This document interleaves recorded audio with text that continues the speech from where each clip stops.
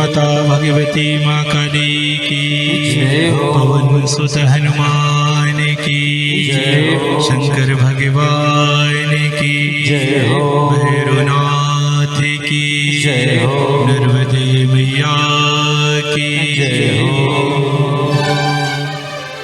सर्वप्रथम आज कथा के प्रथम दिवस पर तिलहरी की पावन धरा पर विराजमान माता भगवती माँ काली जो भक्तों पर अकारण करुणा करने वाली है, जिनकी वंदना स्वतः ब्रह्मा विष्णु महेश जैसे देवता भी करते हैं, जो दुख हारिणी है, संकट कारिणी है, जिनकी कृपा से एक चरवाहा भी कभी कालिदास बन जाता है, ऐसी माँ भगवती माँ काली के चरणों में कोटि कोटि प्रणाम करते हैं। और उनके दर्शनों के लिए आए हुए समस्त सूक्ष्म शक्तियों को वह सूक्ष्म शक्ति चाहे जिस रूप में हो, हनुमान जी महाराज, गणेश जी महाराज, भैरवनाथ, ग्राम देवता, स्थान देवता, कुल देवता, भू देवता, ब्राह्मण देवता, हम समस्त पूज्य जनों के श्री चरणों में कोटि कोटि नमन करते हैं, वंदन करते हैं। और यहाँ पर पधारी हुई शक्ति स्वरूपा हमारी माताएं, बहनें, भाई बंधु, बड़े बुजुर्ग, ज्ञानी जन, बुद्धिजीवी गण, हम सभी को प्रणाम करते हैं, क्योंकि हम सब के अंतर्घट में निवास करने वाली आत्मा उसी माँ भगवती जगदम्बा का अंश है। इसलिए गोस्वामी तुलसीदास जी की इस चौपाई के साथ कि सिया राम में सब जग जानी, करहूं प्रणाम जोर जुग पानी, अतः आप सभी को प्रणाम करता हूँ। विशेष रूप से इस त्रिदिवसीय कथा के मुख्य यजमान हमारे परम स्नेही दिनेश जी, उनकी धर्म पत्नी संगीता जी, उनके भाई बंधु परिवार सभी ने बड़े भाव के साथ इस कथा का आयोजन कराकर उसका रसास्वादन कर रहे हैं। इसलिए आप सभी को बहुत बहुत दुआएं, मंगल कामनाएं। कटनी से चलकर आए हुए इस कार्यक्रम की व्यवस्थाएं करने के लिए समस्त पदाधिकारी गण, कार्यकर्ता गण, संगीतकार जबलपुर से हमारे बड़े प्रिय यशपाल जी, उनकी पूरी टीम, आप सभी को बहुत बहुत दुआएं, मंगल कामनाएं। आप सभी भक्तों के जीवन में जी भगवान की जय हो, माता भगवती माँ काली की जय हो। आप सभी भक्तों के जीवन में सदैव सुख, शांति, समृद्धि, सौभाग्य बना रहे, यही हम माँ भगवती माँ काली से निवेदन करते हैं, प्रार्थना करते हैं। धर्म प्रेमी बंधुओं, माता भगवती आदि शक्ति ही संपूर्ण ब्रह्मांड की जननी है, वही अखिल विश्व की स्वामिनी है। और बड़ी सुंदर बात है कि जिससे शक्ति पाकर के समस्त प्राणी अपने अपने कार्य को संचालित करते हैं, ऐसी माँ भगवती की कथा को श्रवण करने के लिए, उनकी महिमा का गान करने का हम सभी को अवसर मिला है। निश्चित ही हम सभी लोग सौभाग्यशाली हैं, क्योंकि कहा जाता है कि जब मनुष्य के कई जन्मों के पुण्य कर्म जागृत होते हैं, संग्रहित होते हैं, तब जाकर के कहीं कोई माँ भगवती का भक्त बनता है, उपासक बनता है।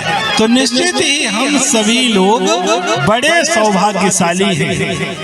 यह माँ भगवती की कृपा है, क्योंकि जब माँ भगवती अपने भक्तों पर प्रसन्न हो जाती है और भक्तों को कुछ देना चाहती है, उन पर कृपा करना चाहती है ना, तो सबसे पहले वह अपनी कथा सुनने का अवसर प्रदान कर देती है। यह तो माँ भगवती की कृपा है। लेकिन बंधु, विचार करने की बात है कि माँ भगवती ने ऐसा अवसर देने के लिए माध्यम किसको बनाया है? हमारे बड़े प्रिय दिनेश जी को बनाया है, उनके परिवार को बनाया है। इसलिए आप लोग तालियां बजाकर उनका धन्यवाद कीजिए, जो इस तिलहरी की पावन धरा पर कथा रूपी गंगा को बहाने का प्रयास कर रहे हैं। बंधुओं, जिस तरह से भगीरथ ने इस धरती पर माता गंगा को ला करके सभी का उद्धार कर दिया था, उसी तरह से हमारे दिनेश जी भी इस कथा रूपी गंगा को बहाकर सभी का कल्याण करना चाहते हैं। क्योंकि कथा सुनने से, सत्संग सुनने से व्यक्ति को आत्म ज्ञान हो जाता है।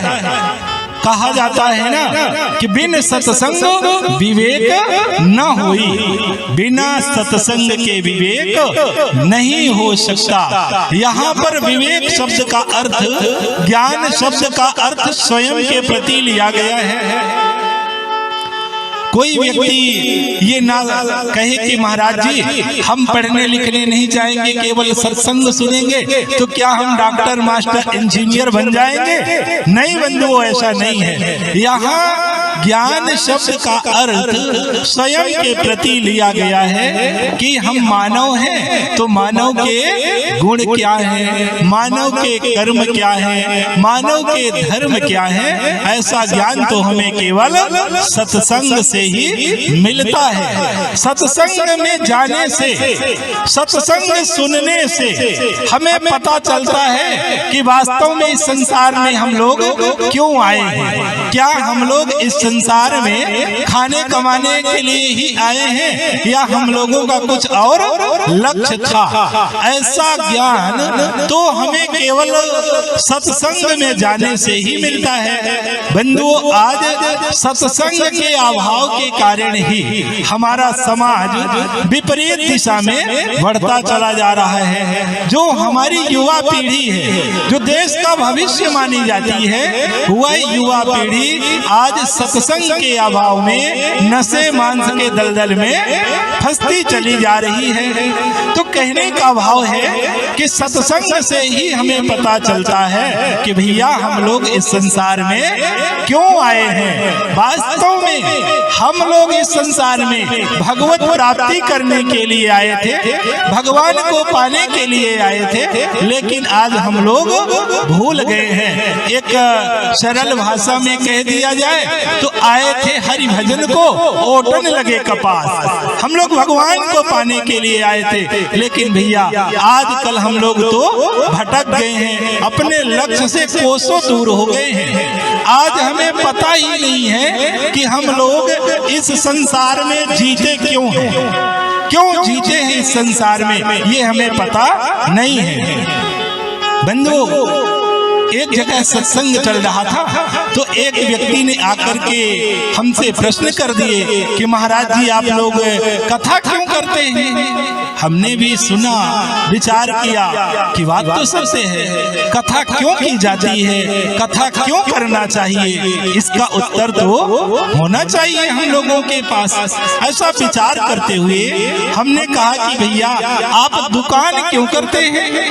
क्योंकि हमें पता था कि व्यक्ति के पास दुकान है, दुकान खोलते हैं। तो हमने कहा भैया आप दुकान क्यों खोलते हैं? तो उस व्यक्ति ने बड़े गर्व के साथ कहा कि महाराज हम लोग पैसा कमाने के लिए दुकान करते हैं। हमने कहा भैया पैसा क्यों कमाते हैं? बोला महाराज विचित्र बात है, पैसा क्यों कमाते हैं? अरे आराम से रहने के लिए, खाने के लिए पैसा कमाते हैं। हमने कहा भैया खाते क्यों हैं? तो व्यक्ति बोला महाराज आप तो प्रश्न पर प्रश्न करते चले जा रहे हैं। खाते क्यों हैं? जीने के लिए खाते हैं, और क्यों खाते हैं? तो हमने कहा भैया हमारा आखिरी प्रश्न है, आप बता दीजिए कि इस दुनिया में आप जीते क्यों हैं? ऐसा सुनकर के व्यक्ति चुप हो जाता है, निरुत्तर हो जाता है, कोई उत्तर उसके पास नहीं रहता। शायद इन प्रश्नों का उत्तर किसी के पास भी नहीं होगा कि हम लोग इस दुनिया में जीते क्यों हैं। क्या धन दौलत, गाड़ी कार बंगला बना लेने के लिए ही जीते हैं या हम लोगों का कुछ और लक्ष्य था? बंधुओं एक बात सच्ची कह रहा हूँ, जिस संपत्ति को समेटने के लिए हम लोग पूरा जीवन लगा देते हैं उस संपत्ति की फूटी कौड़ी भी हम लोग अपने साथ नहीं ले जा सकते। यही हाल हम लोगों के बाप दादाओं का था। पूरा जीवन अपना है अपना है अपना है करते रहे, अंत में सब सपना हो गया। एक सुई के नोक के बराबर संपत्ति ले जाने की क्षमता नहीं थी, सब के सब खाली चले गए। कहने का भाव है कि संपत्तियों की हम लोग चौकीदारी कर रहे हैं। पहले बाप दादा इसी संपत्ति की चौकीदारी करते थे, अब हम लोग इसी संपत्ति की चौकीदारी कर रहे हैं। इसके बाद हम लोगों के लड़के बच्चे भी चौकीदारी ही करेंगे।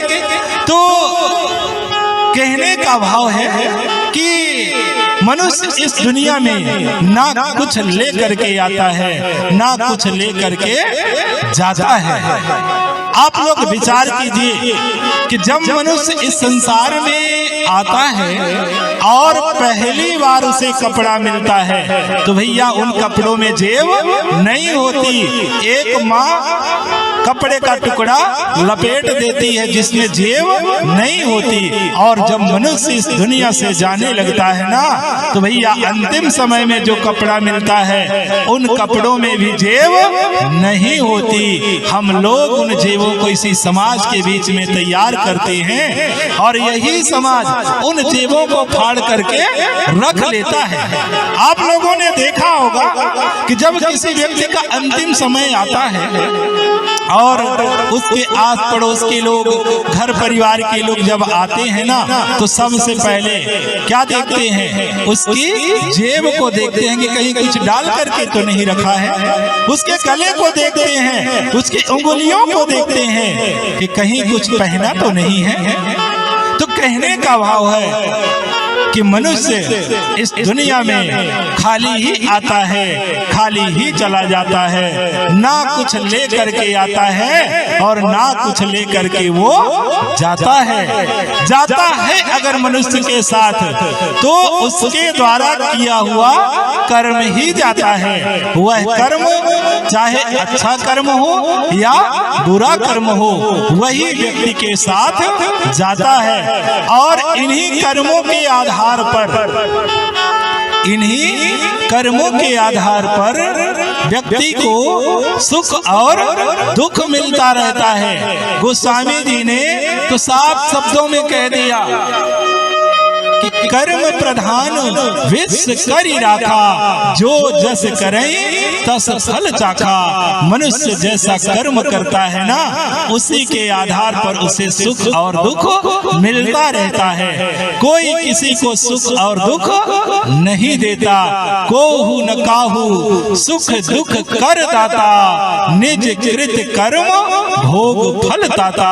मनुष्य जैसा कर्म करता है उसी के आधार पर उसे फलों को भोगना ही पड़ता है। तो बंधुओं बात चल रही थी कि व्यक्ति से हमने आखिरी प्रश्न किया जब उस व्यक्ति ने कहा कि महाराज आप कथा क्यों सुनाते हैं, तो हमने कहा कि भैया दुकान क्यों खोलते हैं। उसने कहा पैसा कमाने के लिए। तो हमने कहा पैसा क्यों कमाते हैं? उसने कहा खाने के लिए। हमने कहा भैया खाते क्यों हैं? बोला जीने के लिए। हमने कहा आखिरी प्रश्न है जीते क्यों है इस दुनिया में? व्यक्ति चुप हो जाता है। तब हमने कहा मेरे भाई इस दुनिया में हम लोग जीते क्यों हैं यह हमें कथा बताती है, सत्संग बताता है। सत्संग में जाने से ही हमें पता चलता है कि इस दुनिया में हम लोग जीते क्यों। बोलिए श्री सद्गुरुदेव जी भगवान की, माता भगवती माँ काली की। इसलिए मनुष्य जीवन में सत्संग की परम आवश्यकता होती है। सच कहूं तो यह सत्संग रूपी गंगा तो गंगा से भी बढ़ करके है, श्रेष्ठ है। क्यों बढ़ करके है गंगा से? क्योंकि गंगा तो केवल पापों को ही नष्ट करती है। क्या करती है? केवल तन के पापों को ही गंगा नष्ट करती है। लेकिन भैया ये सत्संग रूपी गंगा तो पाप करने के विचारों को ही नष्ट कर देती है। इसलिए सत्संग रूपी गंगा तो गंगा से भी बढ़ करके है। एक बार की घटना है, यमराज के दूत सभी एकत्रित होते हैं, संगठित होते हैं और मिल करके यमराज के पास जाते हैं। कहते हैं कि महाराज जी, इस समय धरती में गंगा का आतंक बढ़ता चला जा रहा है, वह हम लोगों को देवदूतों से मरवाती रहती है। यमराज तो दंग रह जाते हैं और कहते हैं कि दूतों, तुम लोगों को गंगा क्यों परेशान कर रही है? क्या तुम लोगों ने गंगा का कहीं पर विरोध किया? तो यमदूत कहते हैं कि महाराज, हम लोगों ने विरोध नहीं किया, हम लोग तो केवल किसी भी प्राणी को लेने के लिए जब जाते हैं तो उसके घर परिवार के लोग उस व्यक्ति के मुख में गंगा जल डाल देते हैं, और जैसे ही हम लोग उस जीवात्मा को लेकर के चलते हैं तैसे देवदूत आ जाते हैं और हम लोगों से झगड़ा करने लगते हैं, हम लोगों को मार मार करके हड्डियां तोड़ देते हैं और उस जीवात्मा को लेकर के देवलोक चले जाते हैं। यमराज, अगर आपके साथ गंगा यही करती रही तो निश्चित ही एक दिन आपका दरबार खाली रह जाएगा, कोई आएगा नहीं। ऐसा सुन करके यमराज बड़ा क्रोधित होते हैं और कहते हैं कि दूतों, तुम लोग चिंता ना करो, हम जाते हैं गंगा मैया से मिलेंगे, बात करेंगे कि भाई ऐसा क्यों कर रही है गंगा। आज ऐसा दूतों को कह करके यमराज जी क्रोध में आकर अपनी गदा उठाकर कंधे पर रखते हैं, गंगा मैया से मिलने के लिए हरिद्वार की ओर निकल पड़ते हैं। जिस समय यमराज हरिद्वार पहुंचते हैं तो वहां पर शाम का समय था और गंगा मैया की आरती हो रही थी। तो चारों तरफ हर हर गंगे के जय घोष हो रहे थे, जिसे यमराज सुनकर के दंग रह जाते हैं कि गंगा का इतना बड़ा सम्मान धरती पर। ऐसा विचार करते हुए खड़े रहते हैं। थोड़ी देर बाद गंगा मैया की आरती समाप्त होती है, सभी लोग चरणामृत लेते हैं, गंगा मैया को प्रणाम करते हैं और अपने अपने घरों के लिए प्रस्थान कर जाते हैं। लेकिन यमराज तो वहीं पर खड़े हैं। थोड़ी देर बाद गंगा मैया विचार करती हैं कि शायद यह कुछ मुझसे बातें करना चाहते हो, इसलिए खड़े हैं। ऐसा विचार करते हुए आज गंगा मैया यमराज जी के सामने प्रकट हो जाती है। बोलिए गंगे मैया की। और कहती हैं कि भैया, आप यहाँ क्यों खड़े हैं? क्या आप मुझसे कुछ बातें करना चाहते हैं? ऐसा सुन करके तो यमराज का जो पारा था तीसरे आसमान पर चढ़ गया। बोले कि गंगा, तू ऐसी बात कर रही है जैसे तुझे कुछ पता ही नहीं। तू हमारे दूतों को देवदूतों से निरंतर मरवाती है, पिटवाती रहती है और कहती है कि क्या हो गया। अरे गंगा, तो इस समय अहंकारी हो गई है, तो अहंकार में डूब गई है और पापियों का भी उद्धार करने लगी है।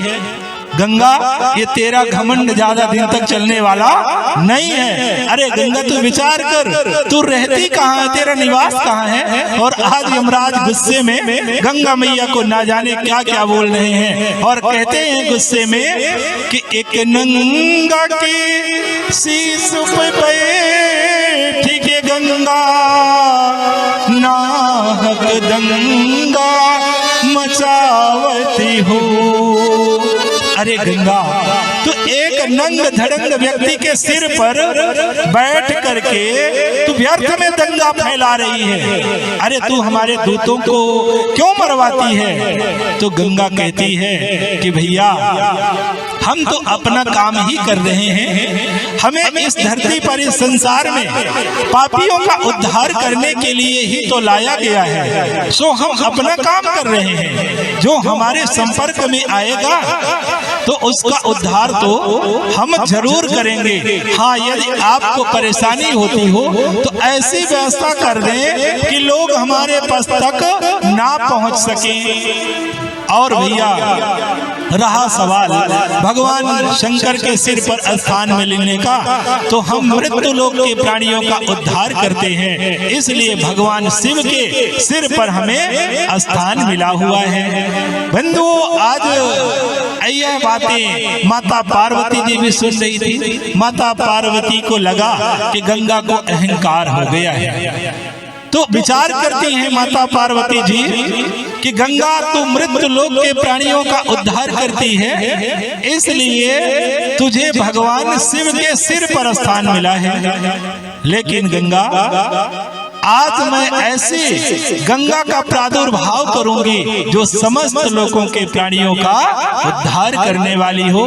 ऐसा विचार करते हुए माता पार्वती जी आज भगवान शंकर के पास जाती हैं, उनके चरणों में प्रणाम करती हैं और कहती हैं कि प्रभु आप ऐसी गंगा को बहाने की कृपा करें जो समस्त लोगों के प्राणियों का उद्धार करने वाली हो।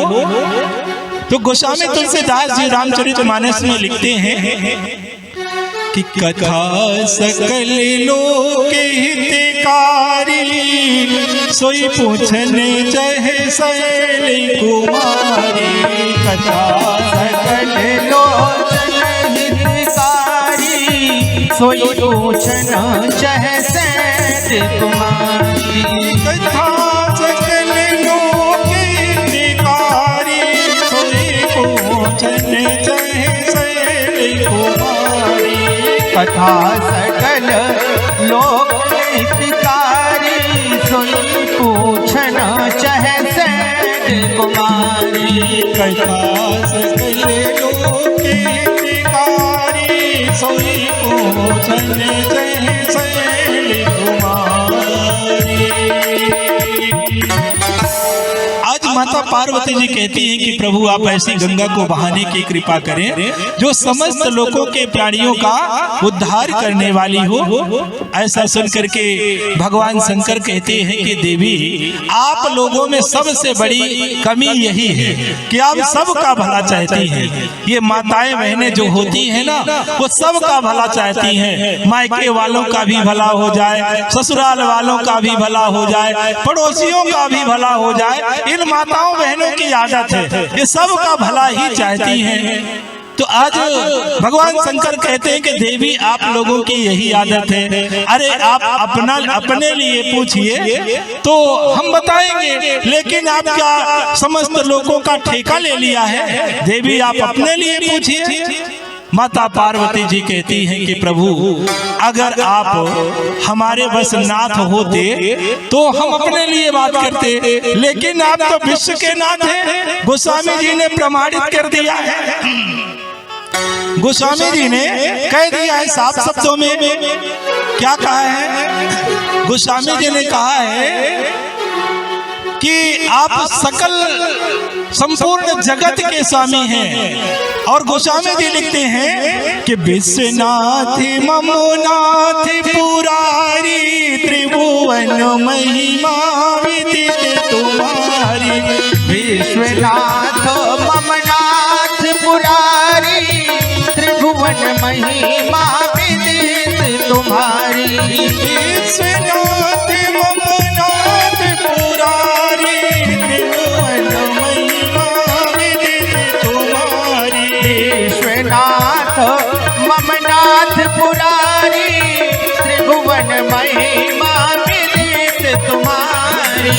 विश्वनाथ ममनाथ पुरारी, त्रिभुवन महिमा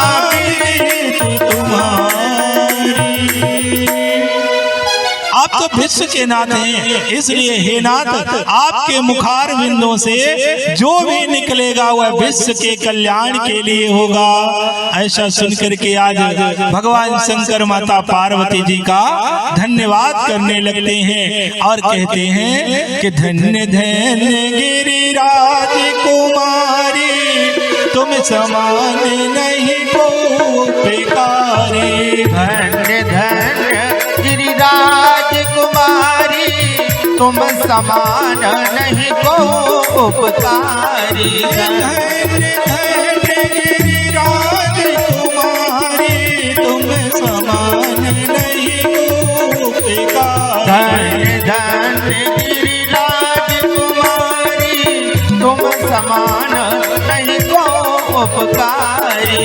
धन्य धन्य गिरिराज कुमारी, तुम समान नहीं को बेकारी।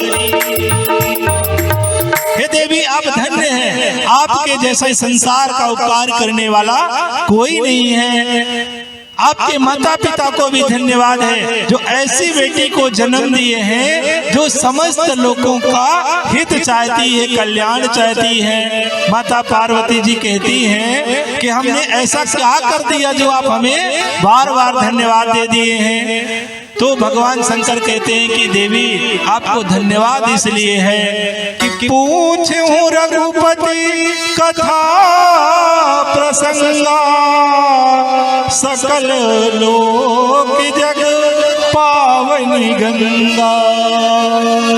हे देवी आप ऐसी गंगा को बहाने के लिए कहा है जो समस्त लोगों के प्राणियों का उद्धार करने वाली हो। माता पार्वती जी कहती हैं कि प्रभु एक गंगा तो पहले से आपके जटाओं से बह रही है, अब इस गंगा में और कथा रूपी गंगा में अंतर क्या है? तो भगवान शंकर कहते हैं कि देवी कथा रूपी गंगा में और गंगा में धरती और आसमान का अंतर है, क्योंकि गंगा तो केवल मन के पापों को, तन के पापों को ही नष्ट करती है, लेकिन कथा रूपी गंगा तो पाप करने के विचारों को ही नष्ट कर देती है। फिर देवी अगर व्यक्ति गंगा की गहराई पर जाता है और व्यक्ति से तैरना नहीं आता तो वो डूब जाता है, मर जाता है। लेकिन देवी व्यक्ति भले ही अज्ञानी हो, लेकिन वह कथा रूपी गंगा की गहराई में जितना भी चला जाए पर वह डूबेगा नहीं, वह मरेगा नहीं, वह तो तर जाता है।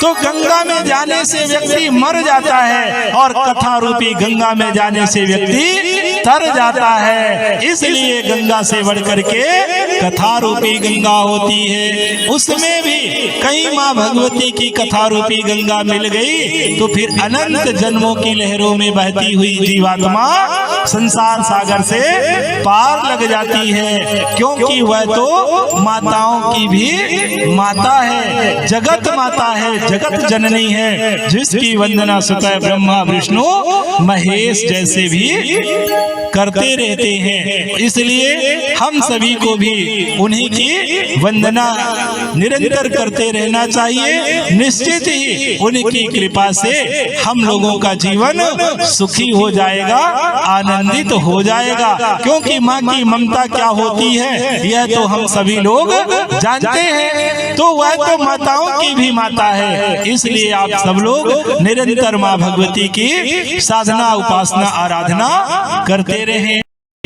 काली माँ जगी जननी काली, तेरी शान निराली, तेरी शान निराली, ओ दक्षिण काली, ओम जय अम्बे काली।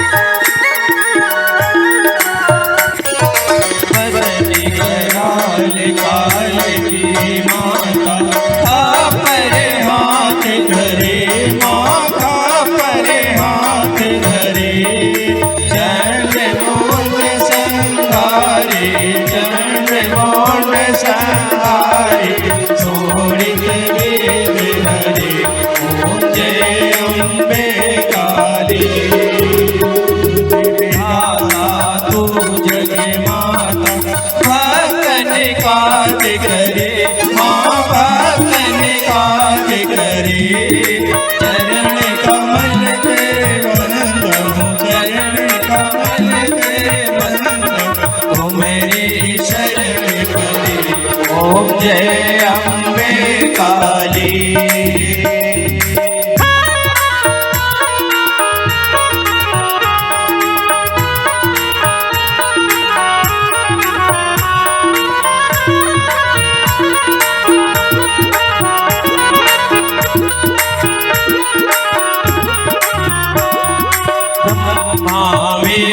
बढ़े तेरे द्वारे शिव हरि ध्यान धरे, माँ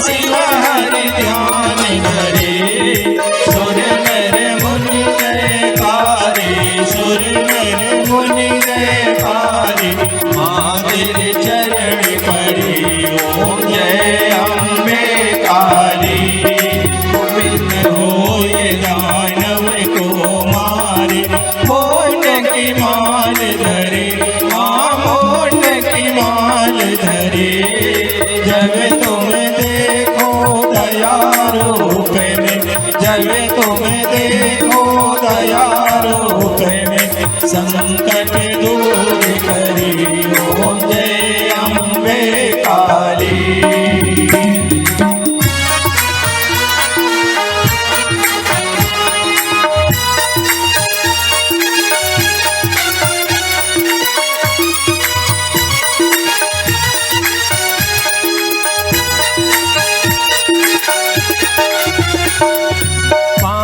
सवारी ध्वजा नारियल ले तेरी भेंट करे, माँ ले तेरी भेंट करे।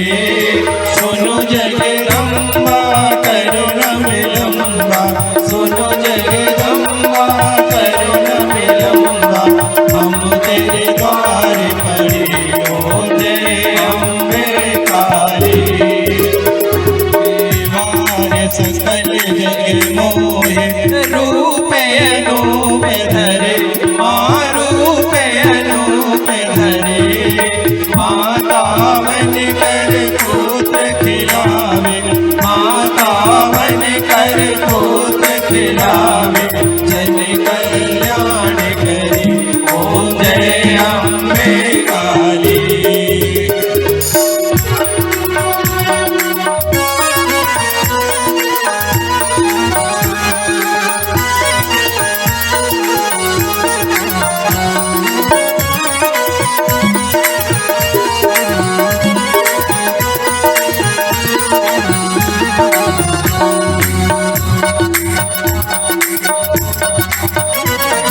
दुखिया तेरी पूजा मंदिर आए करे, माँ मंदिर आए करे।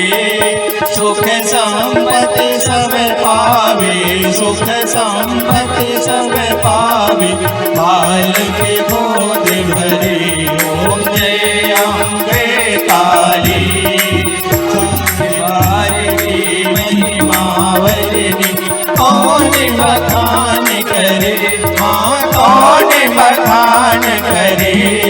माँ तेरे चरण में लोकम, माँ तेरे चरण में लोकम, हम तेरे चरण पड़ी ओम जय अम्बे काली।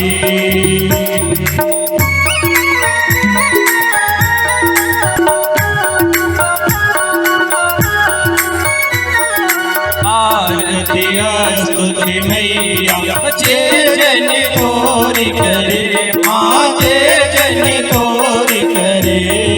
भवबंधन से छूटे, भवबंधन से छूटे, जय मुनि शरण पड़ी ओम जय अम्बे काली। अम्बे काली माँ जग जननी काली, तेरी शान निराली, तेरी शान निराली, तो दक्षिण काली ओम जय अम्बे काली, ओम जय अम्बे काली।